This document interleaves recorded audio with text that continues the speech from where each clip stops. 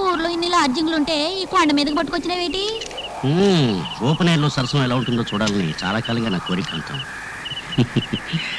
పదకంతం ముందు తైలం చేతిలో పడాలా. నీ కష్టానికి ఇది సిస్టమ్ కదూ. ఏటిది 200?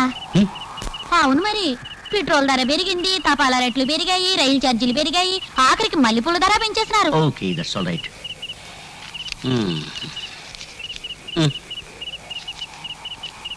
ఒక్క మినిట్.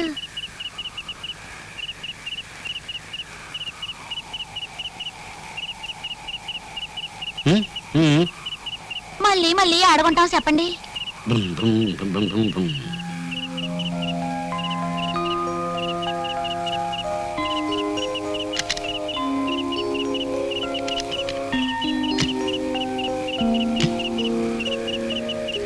కారు దిగు. ఎందుకేటి?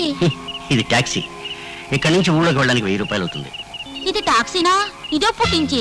ఇప్పటి నుంచే పెట్రోల్ ధర పెరిగిందా, తపాలా రేట్లు పెరిగాయా, రైలు ఛార్జీలు పెరిగాయా, ఆఖరికి నీ ఖర్చు కూడా పెరిగిపోయిందా? నీ భాగవతం అంతా 10 మందికి చెప్పి నీ పరువు దీపతే చూడు. చూడు కాంతం, మీ అక్క చింతామణి అడుగు. నా గురించి నీకు తెలియని వివరాలు చాలా చెప్తుంది. అవసరం నీది, మీటర్ పెరిగిపోతుంది, త్వరగా తేల్చుకో. ఇత్తలే పద. అమ్మా, ముందు తైలం చేతిలో పడాలి. సర్లే తీసుకో. That's good. Okay.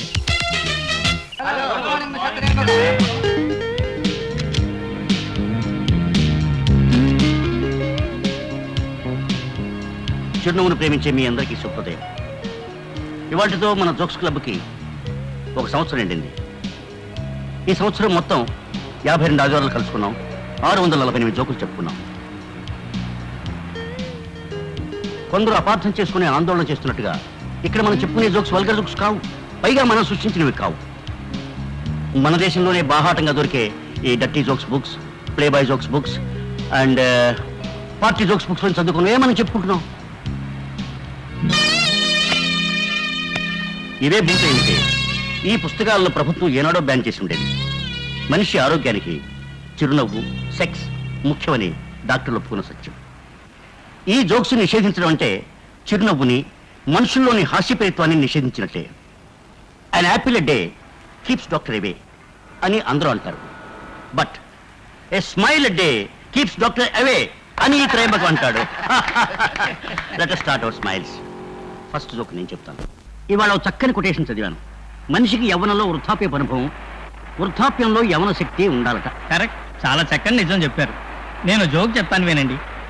Oh cinema నిర్మాత దగ్గరికి వేషం కోసం అని చెప్పి ఇంటర్వ్యూకి వెళ్తున్న అమ్మాయితో డైరెక్టర్ ఇలా అన్నాడు, చాలా జాగ్రత్త, అతను లోపలికి పిలిచి మాటల్లో పెట్టి తలుపును వేసి నీ బట్టలన్నీ చింపేస్తాడు.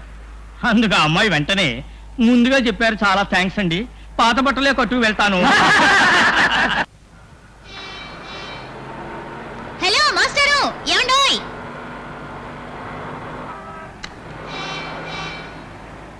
ఏంటి, కాలేజీ లేదా? క్లాస్ రూమ్ లో గొడవ చేస్తే లెక్చరర్ మా గ్యాంగ్ ని బయటికి తొలిశాడు.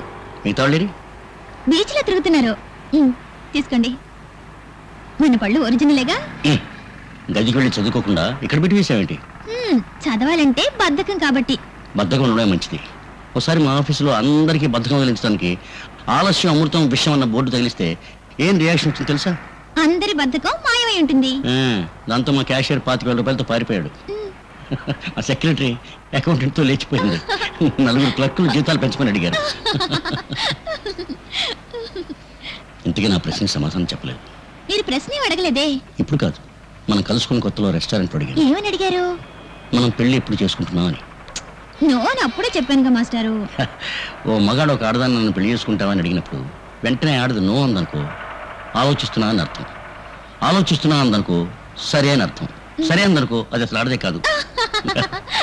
అమృత, మనం పెళ్లి చేసుకున్నాక నీ వల్ల నాకు అర్ధరాత్రి గొప్ప సుఖం దొరుకుతుంది. ఏమిటి చెప్పుకో? మీకు వీపు దురద పెట్టినప్పుడల్లా కోకొచ్చు, అంతేనా?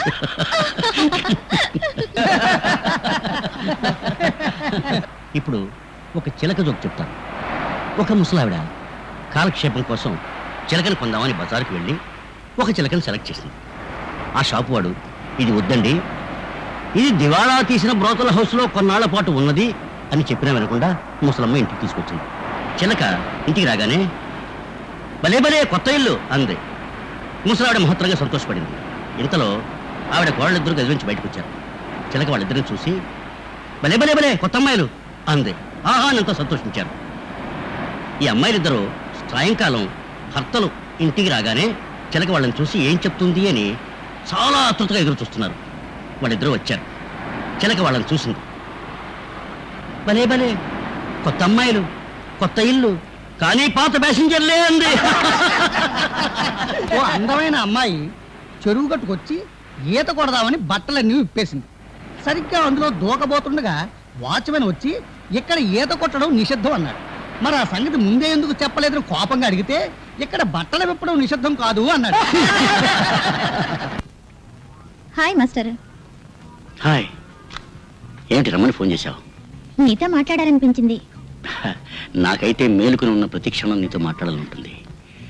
ఒక్కోసారి మీ క్లాస్ రూమ్కో హాస్టల్కో వచ్చి నేను చూడాలనిపిస్తుంటుంది.